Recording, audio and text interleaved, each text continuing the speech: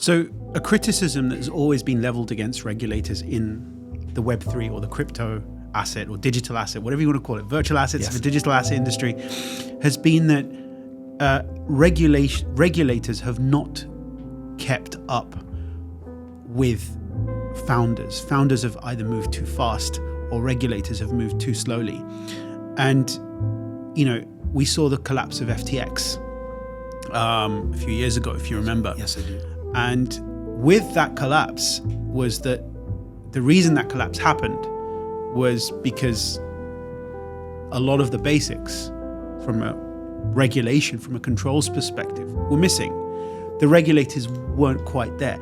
How is VARA different? How does VARA deal differently with... Sure, and I'll tell you, as someone who came from a traditional finance background, I can tell you a lot of what went wrong at FTX was almost unrelated to virtual assets, right? It was affiliates kind of swiping money from one another. But having said that, to your point, I think that FTX was a bit of probably a wake-up call for a lot of regulators globally, especially because they were seen as one of the best in class as an operator. But I'd say that as a regulator, and one of the reasons why I got into this because I've dealt with regulators all over the world in my prior roles. So I had a sense of what I thought good looked like and what's a good approach because I've dealt with so many great regulators. But I can say I think what we're trying to do is build guardrails because quite honestly, we want to be a catalyst, but the regulators will always be behind the founders. We almost need to be, right? The regulators out in front. We're not going to, in our space, we're not going to drive the market. Having said that, we do have a lot of what we call regulatory enablement programs at VARA to kind of make sure as we engage with the firms, that's a very big part of VARA's approach, to engage with the founders, engage with the firms of all shapes and sizes to get a sense of what do you want to do next? What do you do abroad that you would like to do here? Again, with our real 4 due norths of customer protection, financial crime prevention, cybersecurity, and financial soundness. So once we can get a sense of how what a founder wants to do, how it fits into that, we want to work with he or she and their team to kind of get us to a point where, again, we learn and they learn, and that the approach here, we hope, they can then replicate in other places.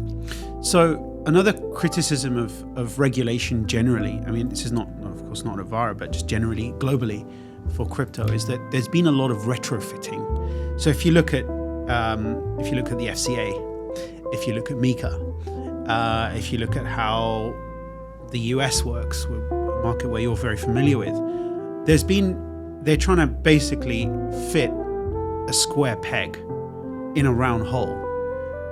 When it comes to regulating activities around crypto assets.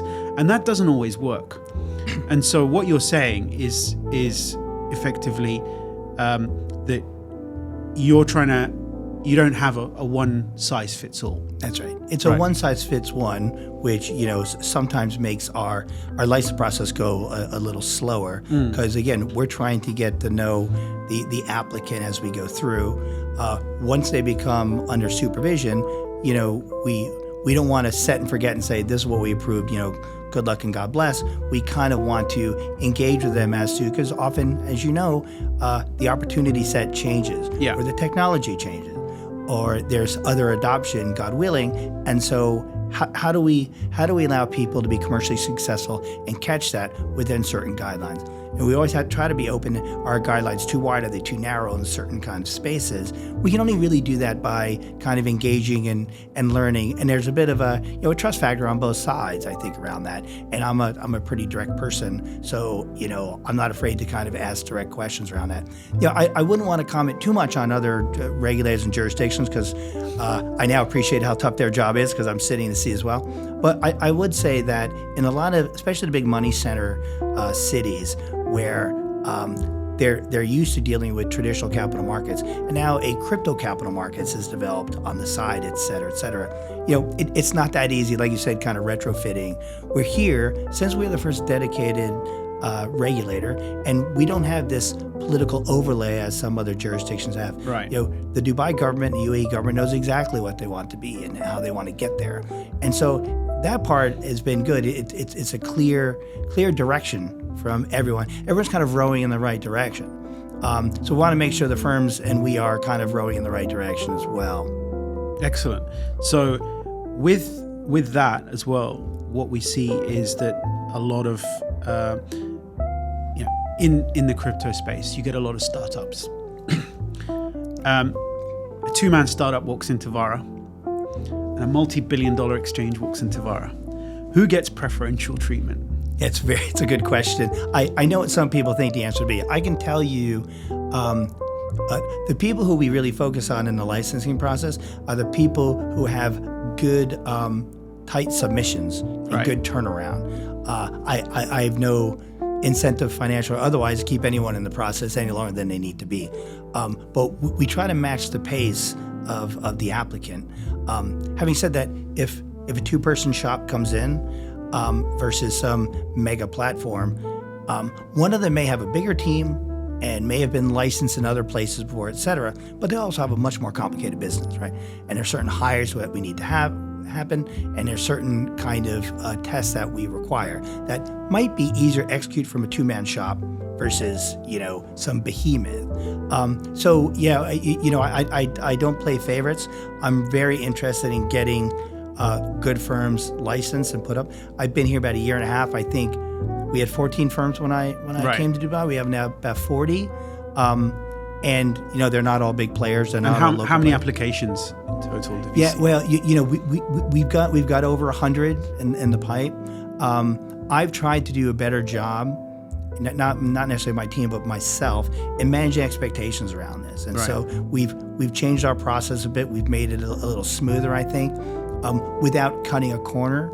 And quite honestly, we've been a little more, and I've been a little more direct.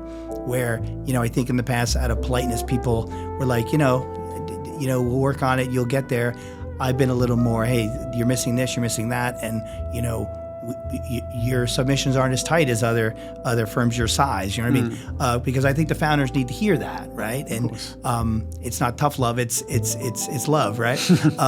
And so I think in order to everybody's kind of on the same page, but we do have some bigger players who they've done licenses in other places, and they're more experienced. More experience. So we try not to bias towards them, but I also don't want to hold them to some standard that I want to hold somebody else. So this is why it's a bit of a one size fits one.